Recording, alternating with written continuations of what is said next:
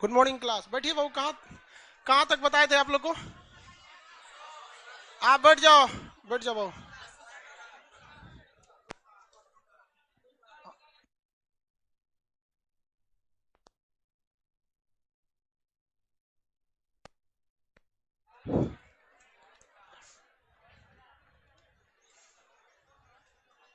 चंद्रगुप्त मौर्य के बारे में बताए थे। हाँ, वंश को साम्राज्य कौन सा था भैया?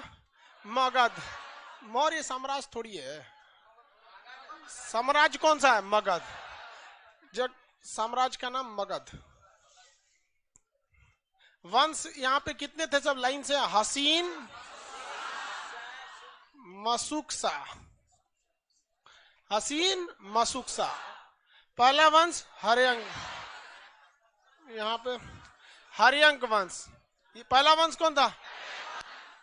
हर्यंक वन। बैठ जाओ, वो पीछे डिस्टर्ब हो रहा होगा। बैठ जाओ ना, बार बार क्यों समझाना पड़ता है? प्रोजेक्टर के पीछे तक में बैठ जाओ। यहाँ बैठा तो है सब, ये सब भी यहाँ आके बैठ जाओ। सोच रहा है काला रंग का लड़का कि बैठेंगे तो बेइज्जती हो जाएगा। सब लोग को गुड मॉर्निंग। बैठो। यहाँ जगह तो रहता ही, आगे अगर कहीं कहीं बैठ जाएगा। हर्यंक वंश के संस्थापक का नाम था बिंबिसार। हर्यंक वंश के संस्थापक बिंबिसार। इसकी हत्या कर दिया अजात शत्रु। अजात शत्रु को मार दिया उदयन। और उदयन को मार दिया, नहीं, उदयन को कोई मारा नहीं था। उसका बेटा नागदशक। नागदशक की हत्या किया शिशुनाग। कौन ने? शिशुनाग। राजधानी कहाँ ले गया? वैशाली। इसका बेटा आया कालाशोक, सबसे योग्य शासक कालाशोक। कालाशोक के बाद आया कौन सा? नंदी वर्मन। वो जैन धर्म वाला नंदी वर्मन नहीं, महावीर स्वामी दूसरा है ये नंदी वर्मन। इसको मार दिया किसने? महापदम नंद। महापदम नंद किस वंश का अंत करना चाहता था? किस जाति का? क्षत्रिय। महापदम नंद का बेटा था धनानंद। धनानंद को मार दिया चंद्रगुप्त मौर्य। मौर्य वंश की स्थापना चंद्रगुप्त मौर्य। चंद्रगुप्त मौर्य को पहचान जो यूनान में इसे क्या कहा जाता है? सेंड्रोकोटस। सेंड्रोकोटस और चंद्रगुप्त को मैच कराया था विलियम जोन्स। तो ये चंद्रगुप्त मौर्य हो गया। चंद्रगुप्त मौर्य के गुरु का नाम क्या था? चाणक्य। चंद्रगुप्त मौर्य ने कौन सा धर्म अपना लिया? जैन धर्म। चंद्रगुप्त मौर्य ने किस विदेशी को हराया था? सेल्यूकस निकल। कितनी हाथियां गिफ्ट में दिया था? 500। चंद्रगुप्त मौर्य के प्रधानमंत्री का नाम क्या था? चंद्रगुप्त मौर्य के दरबार में कौन सा राजदूत आया था? मेगास्थनीज की पुस्तक का नाम है इंडिका। मेगास्थनीज की पुस्तक का नाम इंडिका। इंडिका में भारतीय समाज कितनी भाग में बटा? भारतीयों को लिखने में इंटरेस्ट था? नहीं। भारत में उस समय लोहार ज्यादा थे या बढ़ई? बढ़ई। कुशल बढ़ई जो थे वो बहुत ज्यादा थे। चंद्रगुप्त मौर्य ने हाथी किसको दिया था? सेल्यूकस ने। एरिया, राकोसिया, जेड्रोसिया की जगह अभी कौन देश है? अफगानिस्तान और पाकिस्तान। अफगानिस्तान और पाकिस्तान।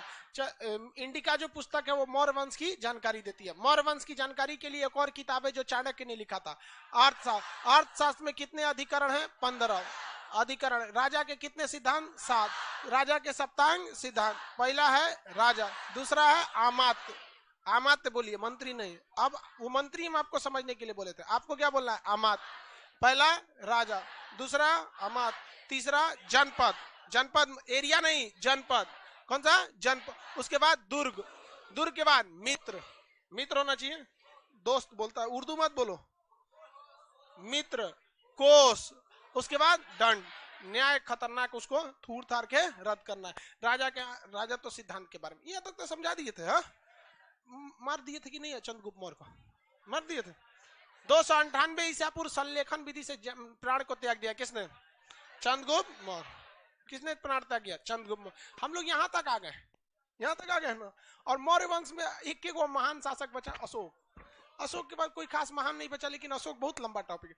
फिर ये सब तो छोटा छोटा है। शुंग वंश, कर्ण वंश, सातवाहन वंश, सब छोटे छोटे। सीक्वेंस समझ में आ रहा है? किसी को दिक्कत नहीं ना है? क्या मौर्य वंश की स्थापना से पहले, यानी नंद वंश जब चल रहा था, यानी मौर्य वंश की स्थापना से पहले जब नंद डायनेस्टी चल रही थी, तो क्या कोई फॉरेन इन्वेजर भारत पर आक्रमण किया था? पहला विदेशी आक्रमणकारी डेरियस प्रथम। डेरियस प्रथम किस देश का था? ईरान। ईरान का उस समय का नाम फारस। डेरियस प्रथम को हम दाएं बाहु भी कहते हैं। डेरियस प्रथम को जो दाएं बाहु कहते हैं, तो ये जो डेरियस प्रथम है, ये किस वंश का शासक था? हखमनी वंश। कौन सा? हखमनी वंश। हखमनी वंश के शासक कौन थे? डेरियस प्रथम। डेरियस प्रथम से ही अशोक ने क्या सीखा था? शिलालेख, पत्थरों पर लिखवाना, लेख लिखवाना, शिलालेख वगैरह को सीखा था। किसी को कोई दिक्कत नहीं है। अब हम आते हैं मौर्य वंश पे। मौर्य वंश पे चंद्रगुप्त मौर्य की मृत्यु हो गई थी। कहां पर? श्रवणबेलगोला। श्रवणबेलगोला कहां पर है? कर्नाटक में। अब ये मिटा दे। आप लोग जब भी रिवाइज किया कीजिए ना, तो इसे एक बार लिख दीजिएगा, हसीन मसूक सा, और कोशिश कीजिए इतने पे पूरा रिवाइज कर दे। इतने पे छोटा छोटा, एकदम छोटा छोटा रहेगा, आराम से क्या हो जाएगा, याद हो जाएगा, आपको दिक्कत नहीं आने वाला। हमको वंश का नाम लिख देते हैं, मौर्य डायनेस्टी वंश। मौर्य वंश के संस्थापक चंद्रगुप्त मौर्य। तो इसका पहला राजा हो गया चंद्रगुप्त। ये नाम बहुत ज्यादा आएगा जी, चंद्रगुप्त प्रथम, चंद्रगुप्त द्वितीय, चंद्रगुप्त विक्रमादित्य, बड़ी ज्यादा नाम आएंगे सब। चंद्रगुप्त मौर्य। एक आएगा चंद्रगुप्त प्रथम, वो दूसरे खानदान का। चंद्रगुप्त मौर्य, इनकी मृत्यु हो गई किस विधि से? इनका बेटा बिंदुसार। राज सिंहासन पे कौन बैठा? बिंदुसार। राज सिंहासन पे बैठा बिंदुसार। बिंदुसार भी एक तरह का योग्य शासक था, लेकिन इतना बड़ा योग्य नहीं था कि जिसे इतिहास में बहुत ज्यादा जगह दिया जा सके, क्योंकि इसे अपने बाप की छोड़ी हुई सिंहासन को मिला था। यह आजीवक संप्रदाय को मानता था। किस धर्म को मानता था? आजीवक संप्रदाय। आजीवक संप्रदाय के संस्थापक कौन थे? मोगलीपोतिस गोसाल। आजीवक कौन थे भैया? ये आजीवक संप्रदाय को मानने वाला था। आजीवक संप्रदाय के प्रति, आजीवक संप्रदाय, इसके थोड़ी सी श्रद्धा ज्यादा थी। इसके शासन काल में सीरिया के नरेश, कहां के नरेश? सीरिया नरेश। सीरिया नरेश ने अपने एक राजदूत को भेजा था। सीरिया नरेश ने अपने एक राजदूत को भेजा। अब दो चीज पूछ सकता है, या तो आप सीरिया नरेश पूछ सकता है आपको, और नहीं तो आपसे पूछ सकता है राजदूत का नाम क्या था। अरे यार कहां गया वर्ल्ड का नक्शा? ये एरिया जो है ना यूरोप का, ये भारत है हम लोग का, इंडिया, ये मगध था उस वक्त तक में। ये यहां पर देखेंगे, ये तुर्की, साइप्रस, ये पूरा का पूरा एरिया यूनान था। पूरा का पूरा क्या था? यूनान। यहीं का था सिकंदर। सिकंदर यहाँ का था। सिकंदर के बाद यहां से कौन राजा आया? Seleucus Nicator. अब उसके बाद यहाँ सीरिया का राजा, सीरिया का राजा अपना एक राजदूत कहां भेजा? भारत में। सीरिया के याद रखेंगे, एडी याद रखेंगे, एंड्रियोकस। नाम क्या था? एंड्रियोकस। एंड्रियोकस ने सीरिया के राजा का नाम एंड्रियोकस। इसने अपना राजदूत भेजा डायमेकस को। किसे भेजा? डायमेकस को। राजदूत का मतलब क्या होता है कि एक आपके दरबार का एक गुप्तचर, नहीं जी तो जेल हो जाएगा गुप्तचर को। राजदूत जो होता है आपके दरबार में रहता है, वो किसी भी तरह की सूचना उसे लीक नहीं करना होता, उसे जहां जाना होता है आपको बता के जाता है। जैसे दिल्ली में पाकिस्तान के दूतावास है, अमेरिका, जापान, ब्रिटेन सबका है। उन लोग को एक फिक्स एरिया, आप जब इधर जाइएगा तो आपको बताना पड़ेगा। आप बताइए चाहे नहीं बताइए, जाइए कैसे, सिक्योरिटी तो लेके जाना है, नहीं तो मरा जाइएगा तो अभी हल्ला करिएगा कि भारत वाले को। सिक्योरिटी कौन देगा? दिल्ली पुलिस। तो दिल्ली पुलिस अपने बोलते कि पाकिस्तान वाला जा रहा है, पता नहीं क्या करने जमा मस्जिद में। हाँ? तो वैसे ही राजदूत था। एड्रियोकस ने अपना राजदूत किसे भेजा? डायमेकस को। एड्रियोकस ने अपना राजदूत किसे भेजा? डायमेकस। ये डायमेकस किसके दरबार में आया था? बिंदुसार के। इस समय भारत में राजा कौन था? बिंदुसार। तो बिंदुसार के दरबार में कौन आया? डायमेकस आया। ये डायमेकस, बिंदुसार से पहले कौन था राजा? चंद्रगुप्त। कौन था? चंद्रगुप्त। तो ये डायमेकस जो आया, ये बिंदुसार के समय आया, जबकि चंद्रगुप्त मौर्य के समय कौन आया था? मेघास्थनीज। तो क्वेश्चन आएगा कि मेघास्थनीज का उत्तराधिकारी कौन था? डायमेकस। और चंद्रगुप्त मौर्य का उत्तराधिकारी, यानी डायमेकस ने किसका जगह ले लिया?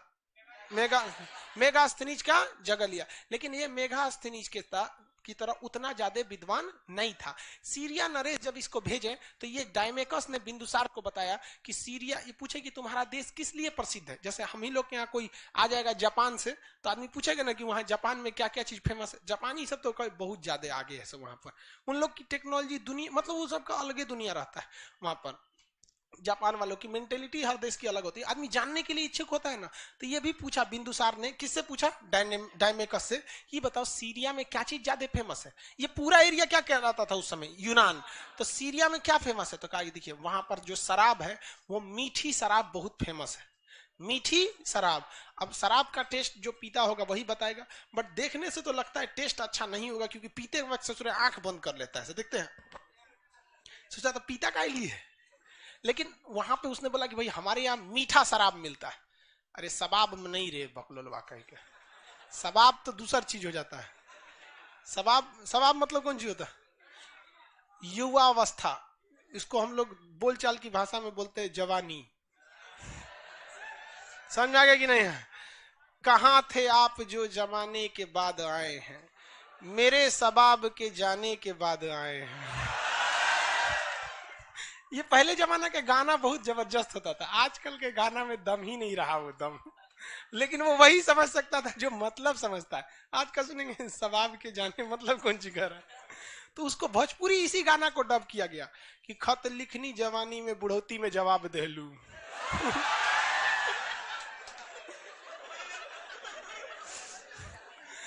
यहां पर सीरिया में क्या फेमस था भैया? मीठी शराब। और यहाँ अंजीर बहुत फेमस था।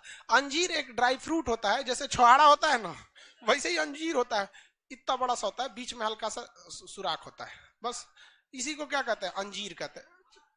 काजू बादाम खाए हैं? वैसे ही छोटा इतना बड़ा होता है, उसे क्या कहेंगे? अंजीर कहते हैं। क्या हो गया बोलो? अरे यार तुम लोग क्या बोलता है, लाइव क्लास छोड़ के तुम लोग को बैठना सिखाएंगे। कौन है ये पीला? कहीं सेटल हो जाना भैया जल्दी जल्दी, दिमाग खराब करता है, सबको पीछे वाले को डिस्टर्ब होता है। अंजीर देखिए, ये सबको भगा देंगे अब तू लोग को, बीच भी 20 बार नहीं बोलेंगे। तुमको नहीं दे, पीछे वाला को खड़ा हो गया दिख रहा होगा, तू प्रोजेक्टर पे देखना पीछे वाला, अगवा कौन जी देखता है हमको, उस पे नहीं दिख रहा है। यो कम नहीं खखोरता है सो, गांव से आएगा सो तो जब टाइप का देखेगा सो, सबसे पहले तो गांव से जो आएगा सो कूलरवा चला के देखता है सो, वही चलते रहे। हाँ एसी चला के देखता है। चल ध्यान से देखो, यहाँ पे एडजस्ट नहीं करता है। देखो तो दो चीजें, एक मीठी शराब और एक अंजीर। अंजीर काफी अच्छा चीज होता है, ड्राई फ्रूट होता है, जिस तरह से काजू किशमिश खाया जाता है वैसे इतना छोटा सा अंजीर होता है, काफी महंगा मिलता है, 900 रुपए केजी है। तो अंजीर में होता है एनर्जी, स्टेमिना ज्यादा होती है। बट अंजीर हो गया, पपीता हो गया, अनानास हो गया, ये किसी गर्भवती महिला को नहीं खिलाया जाता है, वरना उसका एबॉर्शन हो जाता है। तो पपीता, अंजीर, अनानास ये सब चीजें मतलब मना रहता है। तो आप लोग इसको याद रखिएगा, आगे जाके ध्यान दीजिएगा, ना तो पता चला आप लेके आए और पढ़ल लिखल ना थी, अब मार 1 किलो पपीता खा ले। आपको क्या हो सकता है, दिक्कत हो जाएगा। तो अंजीर, अनानास लिख रहा, लिख ले घर जाके लिख लियो। इसमें गलत क्या है यार, क्या गलत है इसमें? सही है। इसको हम लोग को अंग्रेजों ने इस तरह से बांध के चले गए कि शिक्षा को भी ससुरा उसने 2 भाग में बांट दिया। वहां सबको पता है इसमें क्या गलत है। आप एक नवजात शिशु की जान लेते हैं अपनी लापरवाही की वजह से, और उसको देहात में कहा जाता है कि बच्चा नुकसान हो गया, ससुरी कचर के खा गई होगी उल्टा सीधा कुछ। ये मीठी शराब। और दूसरा बोला यहाँ के दार्शनिक लोग बहुत डेवलप है। तो दार्शनिक 3 चीज, सीरिया के 3 चीज फेमस थे, मीठी शराब, अंजीर, दार्शनिक। दार्शनिक उसे कहा जाता है जो दर्शन शास्त्र की पढ़ाई करता है। दर्शन शास्त्र मतलब बहुत ही अच्छी फिलॉसफी बोलता है कि इस तरह से करिए, मतलब समाज सुधारक। तो इसने कहा किससे? डायमेकस से, कि बोल भैया तू अपने राजा एंड्रियोकस को क्या बोलो कि हमको मीठी शराब भेजे, अंजीर भेजे और दार्शनिक भेजे। तो इसने सीरिया के राजा एंड्रियोकस ने बिंदुसार को मीठी शराब भेज दिया, अंजीर भेज दिया, और दार्शनिक की जगह एगो खत, चिट्ठी लिख के भेज दिया। उसमें लिखा था कि दार्शनिक बहुत ही योग्य व्यक्ति होते हैं, ये शिक्षा के धरोहर होते हैं, अतः हम शिक्षा के धरोहर यानी सरस्वती का व्यापार नहीं करते हैं, इसलिए हम आपको दार्शनिक नहीं भेज सकते। और ये देखिए वो लोग की इतनी ज्यादा बुद्धि थी। और यहाँ भारत में जितने इंजीनियर बनेंगे, डॉक्टर बनेंगे, IIM से मैनेजमेंट करेंगे, अमेरिका चल जाएंगे। सोच रहा एम्स में पढ़ेगा यहाँ, डॉक्टर बनेगा अमेरिका, IIT पढ़ेगा कानपुर में, डॉक्टर बनेगा जर्मनी में, इंजीनियर बन जाएगा जर्मनी में। तो हमारे यहाँ से शिक्षा का क्या होता है, ड्रेन हो जाता है, बाहर चले जाते हैं। जबकि वो उस समय इतना डेवलप थे कि एक राजा के प्रस्ताव को ठुकरा दिए कि हम दार्शनिकों का व्यापार नहीं करते हैं। तो भारत में भी अभी भी नासा में ना 50% से ज्यादा साइंटिस्ट इंडिया के हैं सब। भारत सरकार बैन लगा दे तो अभी इसरो ऑटोमेटिक आगे चल जाएगा। तो यहाँ पे समझ में आ गया आपको, किसी को यहाँ तक में कोई दिक्कत नहीं ना। चंद्रगुप्त मौर्य का उत्तराधिकारी कौन था? बिंदुसार के दरबार में सीरिया नरेश एंड्रियोकस ने किसे राजदूत बनाकर, डायमेकस किसका जगह लिया? मेगास्थनीज बुढ़ा उड़ा गया था। तो सीरिया के नरेश से इसने 3 चीजों का प्रस्ताव रखा। किस किस चीज का? मीठी शराब, अंजीर और दार्शनिक। मीठी शराब, अंजीर और दार्शनिक। किस चीज को देने से मना कर दिया गया? दार्शनिक। इन्हीं के समय में, इनके समय में, बिंदुसार के समय में ये मिस्र है। कौन सा जगह है? मिस्र। सीबीएसई वाला मिस्र को इजिप्ट बोलता है सब। क्या कहता है? इजिप्ट। हिंदी मीडियम वाला क्या कहता है? मिस्र। तो मिस्र के राजा फिलोडोल्फ जो थे, ये अपना एक राजदूत भेजे जिसका नाम था डायनेसियस। डायनासोर नहीं, डायनेसियस। फिलाडोल्फ। मिस्र के राजा फिलाडोल्फ, मिस्र के राजा फिलाडोल्फ, मिस्र के राजा फिलाडोल्फ अपना किस राजदूत को भेजा? डायमेसियस। किसे? यहां पे देखिए, ये कौन सा था? डायमेकस। ये कौन सा है? डायमेसियस। डायनासोर से याद रखिएगा। इसको भी भेजा था। हालांकि ये नहीं पूछता है, लेकिन पूछता कौन सा है? डायमेकस को पूछता है। कहां का था डायमेकस? सीरिया नरेश। ये 3 चीज इन्हें मिल गया। अब आते हैं अपने भारत वाले एरिया पे। विश्व को तो बहुत देख लिया। ये जब बिंदुसार यहाँ मगध पे शासन कर रहा था, तो इसी समय कश्मीर के लोगों ने विद्रोह कर दिया, पत्थर चलाने लगा। हम मगध में नहीं रहेंगे, मगध में हम नहीं रहेंगे, हम अलग चाहते हैं, स्वतंत्र चाहते हैं। हम क्या चाहते हैं? आजादी। मांगने लगा आजादी। तो यहाँ बिंदुसार ने अपना राजा सुसीम, बेटा सुसीम को, किसे भेजा? सुसीम को। सुसीम को कचर के पीट दिया सब। सुसीम इस विद्रोह को नहीं दबा पाया। तो उस समय जो कश्मीर था, कश्मीर का राज्यपाल यानी वहां का राजकुमार कौन था? सुसीम। सुसीम किसका बेटा था? बिंदुसार का बेटा था। लेकिन क्या वो इस कश्मीर के विद्रोह को दबा सका? तो उस समय दक्षिण भारत में ड्यूटी कर रहा था अवंती में। अवंती का राजा कौन था भैया? अशोक। अवंती का राजा अशोक। ये वही अवंती है जिसे हर्यंक वंश के संस्थापक बिंबिसार ने अपने राजवैद जीवक को भेजकर यहाँ चंद्र प्रधोत का इलाज कराया और जीत लिया था। बाद में इन्हीं के समय। तो इसने बिंदुसार जो था, जब अशोक थुरा, ये सुसीम थुरा गया, कहा कि आजा बाबू आजा, तोरे बस करना है, आजो आजो। अशोक को कहा, ए अशोक जो तू उधर यहाँ पर। तो अशोक का नाम होता है जिसे कोई भी शोक ना हो, कोई भी दुख ना हो। कहा कि ठीक है, कश्मीर के विद्रोह को दबाना है। सेना लेके गया, काट दिया साफ। संदेश भिजवाया कि तो 2 दिन में साफ हो गया जी, यहाँ पे कश्मीर का विद्रोह शांत हो गया। तो इसके बाबूजी कौन थे? बिंदुसार। पूछे कि रे भाई, तोरा बड़का भैया सुसीम नहीं दबा पा रहा था विद्रोह को, तुमने कैसे दबा दिया? क्या विद्रोह दबाना कौन सा बड़ा बात है, तलवार है, काट दिए, कोई है नहीं है, विद्रोह कौन करेगा? सुलह दिया सबको यहाँ पे। और उसने स्थापना किया वहां पर एक शहर जिसका नाम श्रीनगर। जो श्रीनगर चिल्लाते हैं लोग ना, और इमरान खान कहते हैं कश्मीर हमारा है, मतलब श्रीनगर भी हमारा है। सोच रहा बिहारी ने वहां बसाया था। कैसे बसाया पता ना, साफ कर दिया। बहुत ही क्रूरता से खत्म कर दिया यहाँ के विद्रोह को। और यहाँ कौन से शहर की स्थापना किया? श्रीनगर। इसकी जानकारी जो मिलती है वो किसी भी इंडिका पुस्तक में नहीं है, और ना ही चाणक्य की पुस्तक अर्थशास्त्र में। इसकी जानकारी लिखी गई है, कलहन नाम के एक व्यक्ति ने पुस्तक लिखा, राजतरंगिणी। कलहन की पुस्तक राजतरंगिणी। कश्मीर के बारे में ज्यादा जानकारी कौन पुस्तक देती है? राजतरंगिणी। किसने लिखा है? कलहन। कलहन की पुस्तक राजतरंगिणी है। और अशोक ने पूरी तरह विद्रोह को दबा दिया था। किसी को कोई दिक्कत नहीं। अशोक के पिताजी का नाम क्या था? बिंदुसार। बिंदुसार। यहाँ पे ये तो समझ में आ गया, आजीवक संप्रदाय को मांगते थे। इनके समय 2 जगह से राजदूत आए थे, एक सीरिया से और दूसरा मिस्र से। सीरिया और मिस्र से। सीरिया डायमेकस था, और इसका डायनोसियस। ये डायमेकस, यहाँ से डायमेसियस, यहाँ से डायमेकस, इन्हें डायमेसियस। सीरिया नरेश से इसने 3 चीजें मांगी थी, मीठी शराब, अंजीर और दार्शनिक नहीं दिया था। इनके समय विद्रोह कहाँ हुआ था भैया? कश्मीर में हुआ था। कश्मीर के विद्रोह को दबाने के लिए पहले इसने किसे भेजा? सुसीम को भेजा। किसे भेजा? सुसीम को। क्या सुसीम दबा पाया था विद्रोह को? सुसीम ने विद्रोह को नहीं दबा पाया। तो किसे भेजा था? अशोक। अशोक ने क्या कर दिया? दबा दिया। अशोक ने कौन शहर की स्थापना किया? श्रीनगर शहर की स्थापना किया। बिंदुसार के बाद उसका बेटा कौन बना शासक? बनना किसको चाहिए? सुसीम को। बनना किसको चाहिए? सुसीम को। लेकिन सुसीम कोई योग्य थे? तो किससे बनाया गया? अशोक को बनाया गया। ऐसा कहा जाता है कि अशोक ने अपने राजा बनने के लिए 99 भाइयों को कत्ल कर दिया और उसे यहाँ कुम्हरार में स्थित एक जगह है अगम कुआं, अगम कदम कुआं नहीं, अगम कुआं, वहां एक कुआं है, चंडी कुआं कहते हैं, उसी में काट कूट के सबको भर दिया। 99 भाई सब लीगल थोड़े थे, सब इलीगल रहता है। 99 भाई मतलब समझ रहे हैं, एक बेटा रहता है कम से कम 9 महीना पेट में, को साल लगल होगा, तो एक गो से तो संभव ही नहीं है जी। होते थे सभी सब उस समय, ये सब बहुत होता था।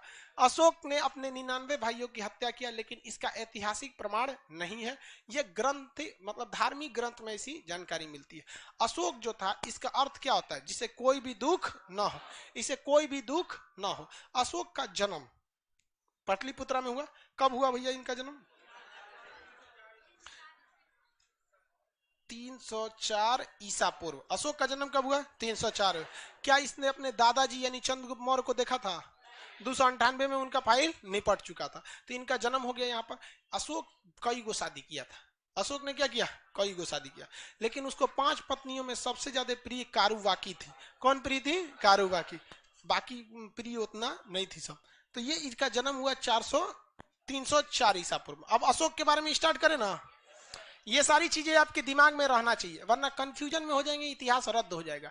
आपको कंप्लीट पकड़ होना चाहिए किसके ऊपर? चंद्रगुप्त मौर्य के ऊपर, उसके बाद बिंदुसार के ऊपर, तभी आप आगे अशोक के ऊपर बढ़ सकते हैं। अदरवाइज में फिर बढ़ेंगे तो इतिहास बोझ लगने लगेगा।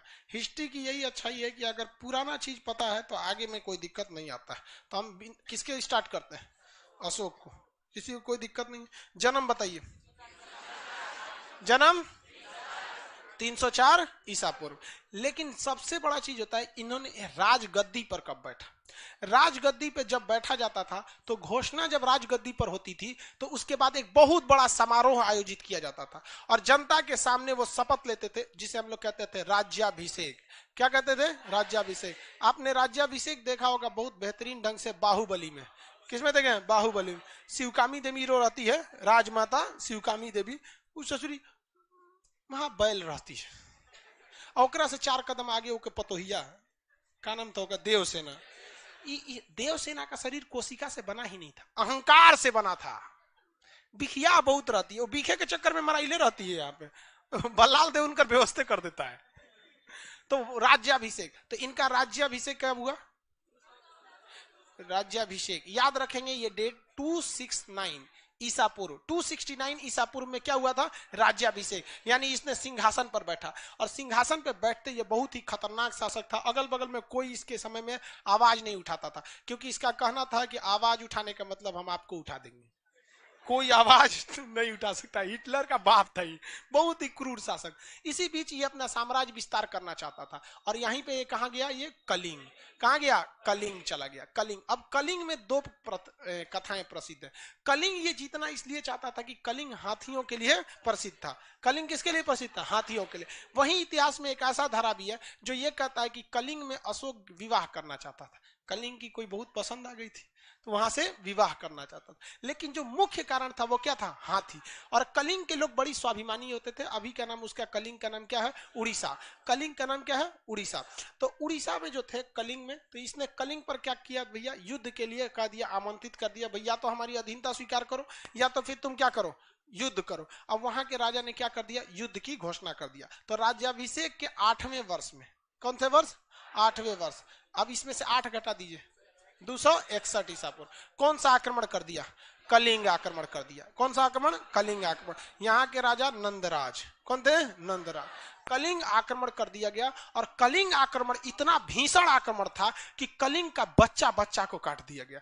मतलब बूढ़ा बच्चा किसी को नहीं देखा गया, सबको काट दिया गया कलिंग युद्ध में। अशोक का हृदय कलिंग युद्ध में मरे लाश को देखकर नहीं हुआ था, बल्कि अशोक का हृदय वहां पर महिलाओं की लाश और बच्चों की लाश को देखकर हुआ था।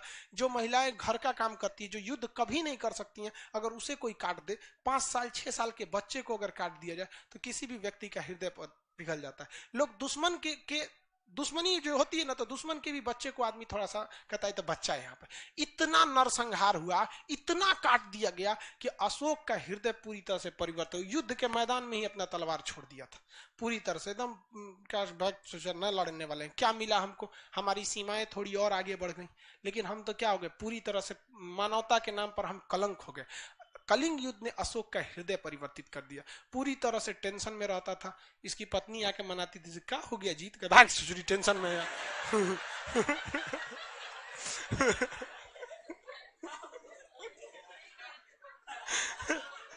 वो बेचारा अपने टेंशन में आकर खाना खा लीजिए, नाश्ता कर ले, अरे बेचारा वो इतना टेंशन में, उतना आदमी को काट के आया, वो पे दिमाग नोचे, तो झाड़ दिया, भागे हम, तो कारू बाकी करिए, हमरो झाड़ दीजिएगा, तो कहते तू स्पेशल है, निकल यहाँ से। स्पेशल लड़का सबको गुस्सा आता है तो किसी को नहीं पहचानता है, भले बाद में मना ले सब।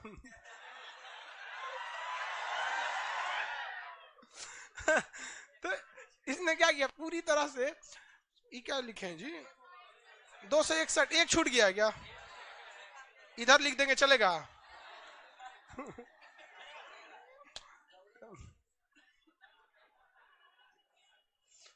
एक छूट गया था वहां। तो 261 ईसा पूर्व में क्या हो गया था भाई, कलिंग युद्ध गया। कलिंग युद्ध के बाद इनका क्या हो गया, हृदय परिवर्तित हो गया।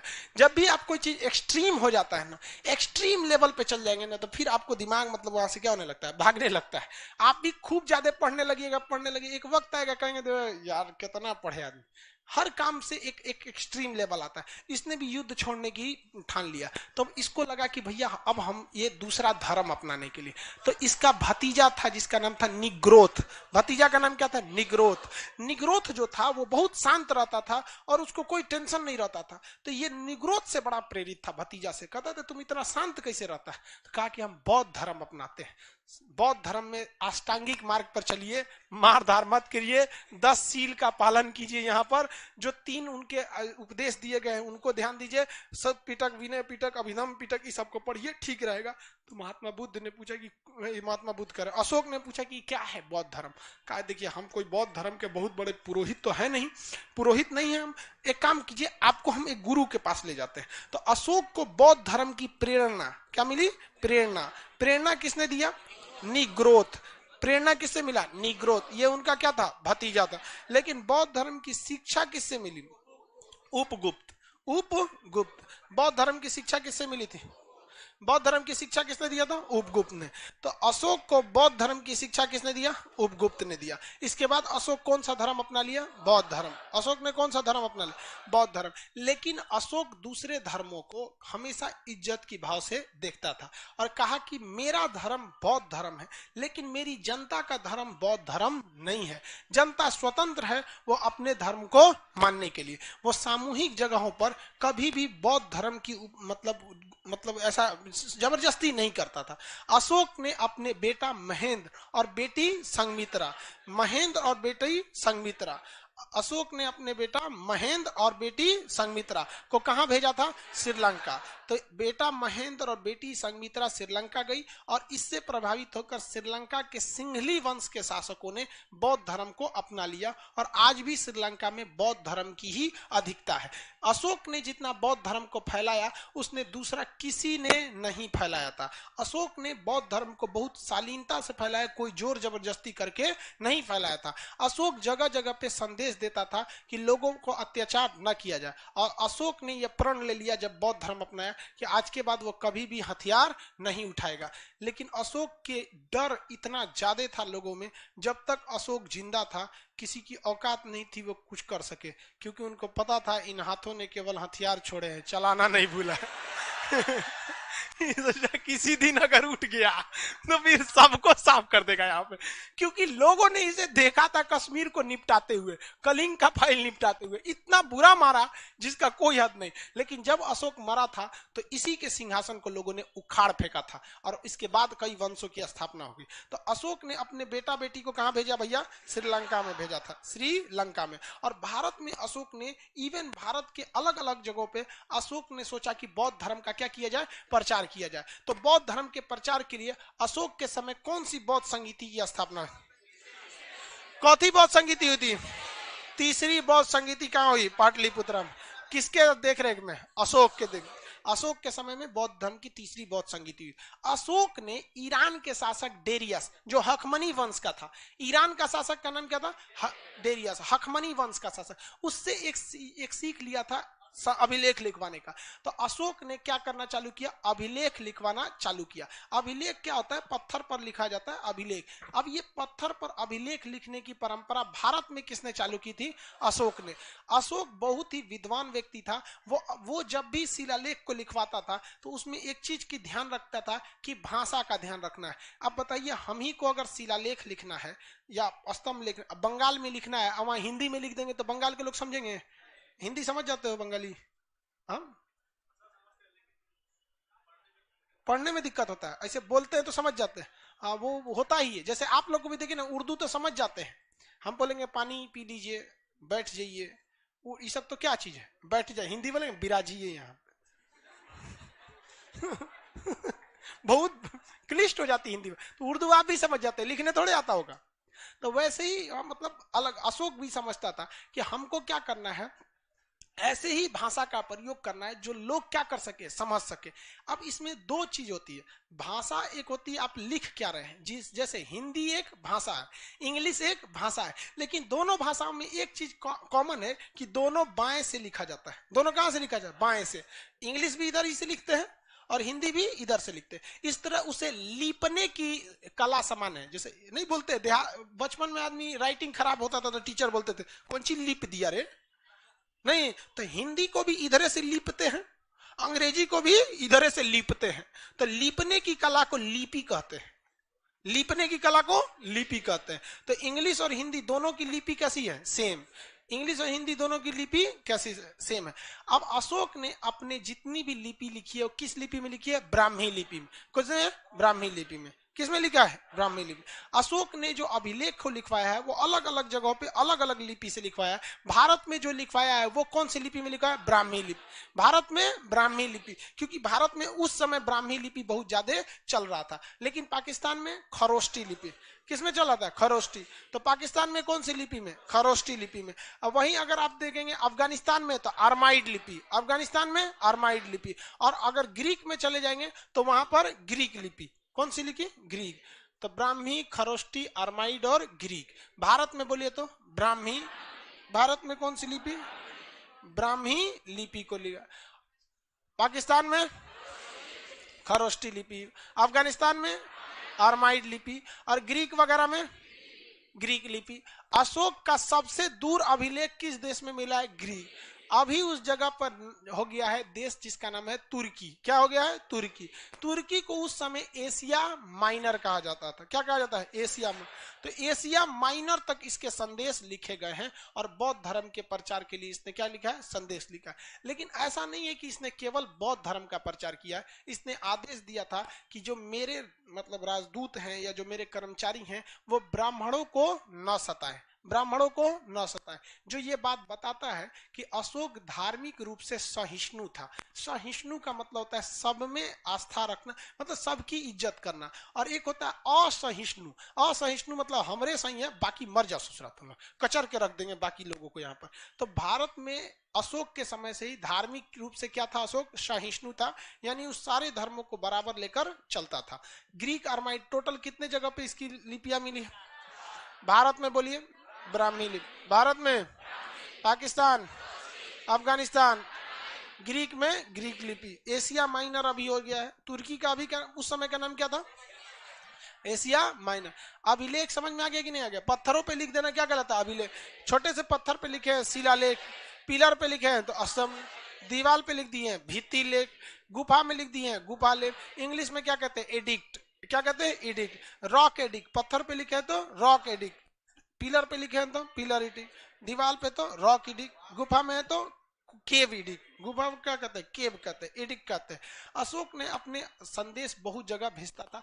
इसने कई अधिकारियों को भी नियुक्त किया था, संदेश वाहक को नियुक्त किया था, जिसमें राजुक बहुत ही प्रसिद्ध थे। यहाँ पर अशोक ने बौद्ध धर्म के धम्म नीति को आगे बढ़ाया। बौद्ध धर्म के किस नीति को? धम्म नीति। धम्म का मतलब होता है धर्म की नीति पर चलना। धर्म की नीति पर क्या करना है? चलना है। तो इसको आगे बढ़ाने के लिए अशोक ने बहुत किया था। धम्म का मतलब या धर्म का मतलब क्या हमारे धर्म से होता है? हम लोग गलत समझ भी करते हैं। धर्म का अर्थ होता है इंसानियत, धर्म का अर्थ होता है इंसानियत। जिसके अंदर हिंदू धर्म, मुस्लिम धर्म, ये तो धर्म ही नहीं है। लोग बोलते हैं ना धर्म संकट में फंस गए, तो मतलब इंसानियत। तो उसने ऐसे लोगों को संदेश दिया और इसकी जांच के लिए कि लोग इंसानियत के रास्ते पे चल रहे हैं या नहीं चल रहे हैं, अर्थात धम्म के हिसाब से चल रहे हैं कि नहीं चल रहे हैं। इसके लिए उसने एक मंत्री नियुक्त किया। मंत्री को अमात्य बोलते हैं, क्या कहते हैं, अमात्य। तो उसने एक मंत्री नियुक्त किया, धम्म महामात्र। कौन सी अधिकारी, धम्म महामात्र। तो अशोक ने लोगों के धार्मिक जीवन को ठीक ठाक से, इंसानियत ठीक रखने के लिए कौन सी अधिकारी को नियुक्त किया, धम्म महामात्र। कौन सी अधिकारी, धम्म महामात्र। कौन सा, धम्म महा। स्त्रियों के प्रति भी अशोक की काफी ज्यादा सहानुभूति थी। स्त्रियों की बहुत ज्यादा हत्या भी हो गई थी यहाँ पर, और बाकी इनकी 4-5 गो पत्नी थी सब वहां पर। तो स्त्रियों की देखरेख के लिए, उनकी स्थिति को जांच करने के लिए, जिस तरह आज के समय में महिला आयोग है, उस समय स्त्री महामात्र की स्थापना किया था अशोक ने। अशोक ने अपने ज्यादातर मतलब इसको संदेश को किसके माध्यम से फैला था, शिलालेख के माध्यम से फैला दिया था। अशोक ने कई अन्य भी काम किए थे, तीर्थ यात्रा कर इत्यादि को भी हटाया था अशोक। हालांकि अशोक ने कभी भी बौद्ध धर्म को किसी भी तरह का राजकीय धर्म घोषित नहीं किया। समझ में आ रहा है कि नहीं आ रहा अशोक, किसी को कंफ्यूजन नहीं ना है, क्वेश्चन पूछा जाए।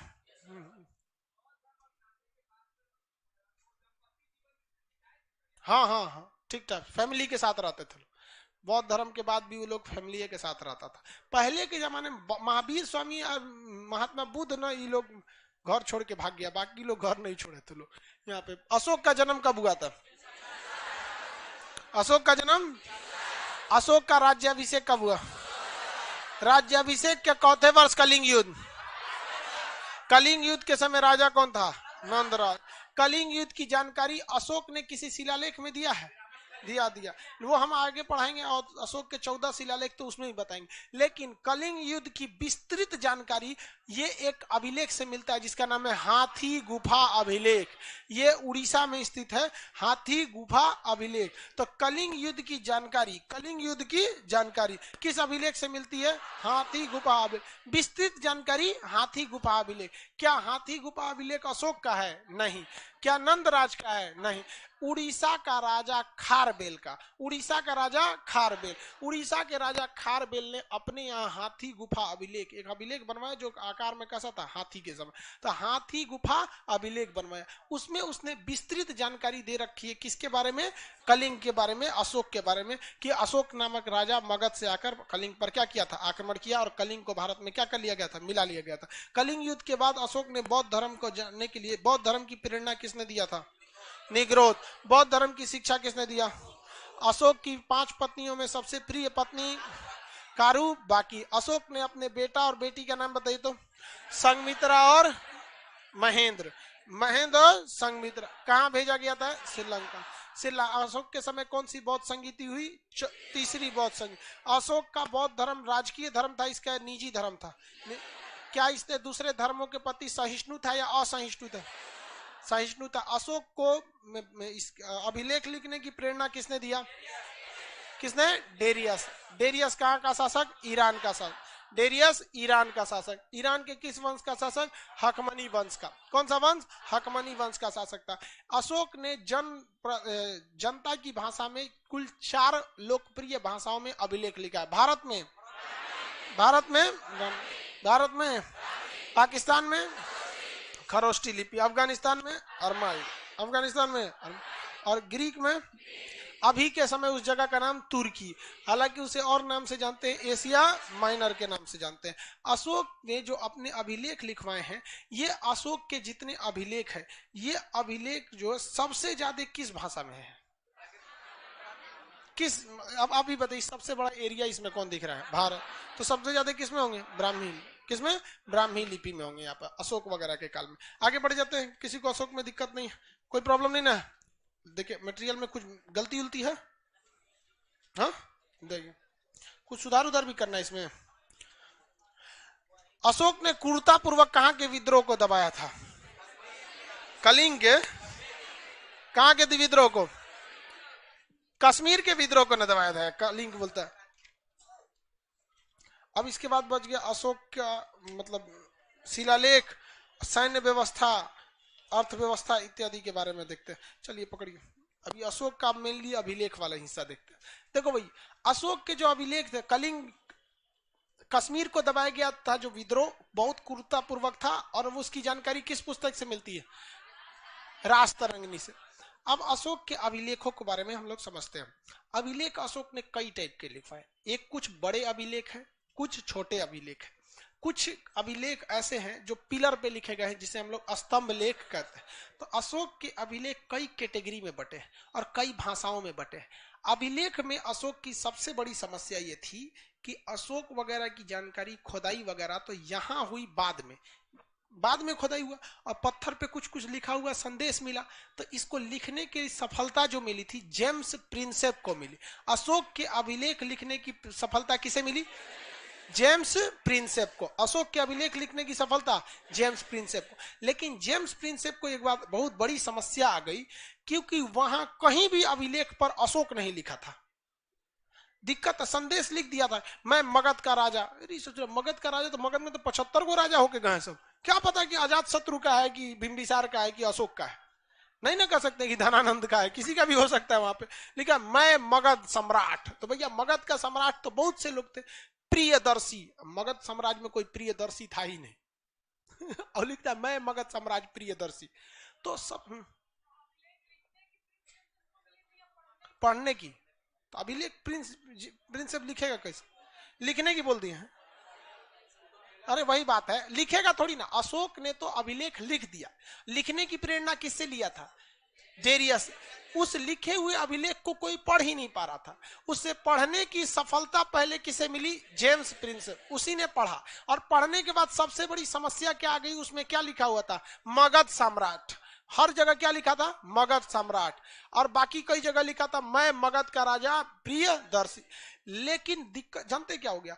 हर जगह सुबूत उबूत मिलाया जाता है ना, कहीं कहीं से लिंक हो जाता है। बस एक जगह लिख दिया, राजस्थान में। राजस्थान में एक अभिलेख लिखा, वहां लिखा मैं मगध सम्राट अशोक प्रियदर्शी। तब कहते ओए ससुरा, जहां जहां प्रियदर्शी लिखल है ये है, कौन है? यही है। तो कहीं कहीं के अभिलेख में, टोटल अभिलेख में क्या अशोक के नाम लिखे गए? 3 नाम प्रसिद्ध है, एक प्रियदर्शी, एक मगध सम्राट। एक ही जगह क्या लिखा गया है? अब अशोक लिखा गया। अब इसके कई अभिलेख है, कुछ छोटे अभिलेख है, कुछ बड़े अभिलेख है, कुछ क्या है स्तंभ लेख है सब। तो इस सारे अभिलेखों को हम लोग अब एक ही, अब इसको अलग से एक ही टाइप में पढ़ेंगे लोग। आज थोड़ा सा टॉपिक क्या हो जाएगा? चेंज टाइप का हो जाएगा। अभी तक तो राजा वगैरह देख रहे थे लोग, यहाँ पे बिंबिसार वगैरह देख लिए कि नहीं? इसमें किसी को दिक्कत नहीं है? एक बार इसको देखते हैं, फिर अभिलेख के बारे में। बिंदुसार किस धर्म को मानता था? क्या अशोक आया तो आजीवक संप्रदाय के साथ कोई भेदभाव किया? हम कैसे मान ले कि भेदभाव नहीं किया? हम कैसे मान ले? हाँ, अशोक आजीवक संप्रदाय की भी इज्जत करता था, क्योंकि ये गया में स्थित बराबर नाम के जगह पर कुछ पहाड़ स्थित है। जगह का नाम क्या है? बराबर। हालांकि वो बराबर है ही नहीं है, बराबर जगह पे क्या है? पहाड़ है। उन पहाड़ों पर गुफा बनवाया था। उस गुफा के कितने संख्या थे? 4। और किसे दे रखा था? आजीवक संप्रदाय। 4 गुफाओं के नाम क्या थे? एक का नाम था सुदामा, गुफा का नाम सुदामा। कर्ण, चोपड़ा, विश्व झोपड़ी। सुदामा, कर्ण, चोपड़ा, विश्व झोपड़ी। सुदामा, कर्ण, चोपड़ा, विश्व झोपड़ी। सुदामा, कर्ण, चोपड़ा, विश्व झोपड़ी। सुदामा, कर्ण, चोपड़ा, विश्व झोपड़ी। ये चारों गुफाएं इसने किसे दे रखा था? आजीवक। इससे यह स्पष्ट होता है कि अशोक आजीवक संप्रदाय के प्रति भी श्रद्धा रखता था।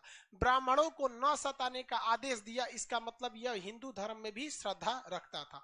खुद कौन से धर्म को अपनाता था? बौद्ध धर्म को। इसके दरबार में जैन धर्म के लोगों को भी बहुत इज्जत सत्कार दिया गया था। महिलाओं की स्थिति सुधारने के लिए महिला महामात्र नामक अधिकारी की नियुक्ति किया था। लोगों की शिकायत इत्यादि को सुनने के लिए भी अधिकारी वगैरह की नियुक्ति किया। इसका मतलब अशोक ने कोशिश किया कि समाज के छोटे से बड़े लोगों को क्या किया जा सके? बराबर का दर्जा दिया जा सके। और अपने संदेश को फैलाने के लिए अशोक ने कई जगहों पर क्या रखा था? शिलालेख। और ये इसकी इंसानियत थी कि मगध का इतना प्रतापी योग्य शासक होने के बावजूद वो अपना नाम अशोक नहीं लिखवाता था। और यहाँ लोग एगो विधायक जी नाली बनवाते हैं तो नाली से पहले खोदवा के लिख जाते हैं स्वर्गीय फताना, स्वर्गीय नहीं जी, माननीय। गलती हो गया। माननीय मतलब फलाना आदमी है, स्वर्गीय नहीं, माननीय लिखवा दे। जबकि वो केवल क्या लिखवाता था, मगध सम्राट। जबकि ऐसा भी तो हो सकता है, मुखिया जी अगर नाली बनवाए या सड़क बनवाए तो लिख सकते हैं ना, माननीय मुखिया के कर कमलों से मतलब प्रारंभ किया गया। तो माननीय मुखिया अगवा नाम जरूर लिखवाता है। वो अशोक इतना महान होने के बाद भी जल्दी नाम नहीं लिखाया था, इसीलिए समस्या हो गई थी उसे पढ़ने में। पढ़ने में कामयाबी सबसे पहले किसे मिले, जेम्स प्रिंस। अब हमें क्या पढ़ना है, अशोक के शिलालेखों, स्तंभ लेख, छोटे लेख, बड़े लेख इत्यादि के बारे में अब हम चर्चा कल करेंगे। आज के लिए इतना ही।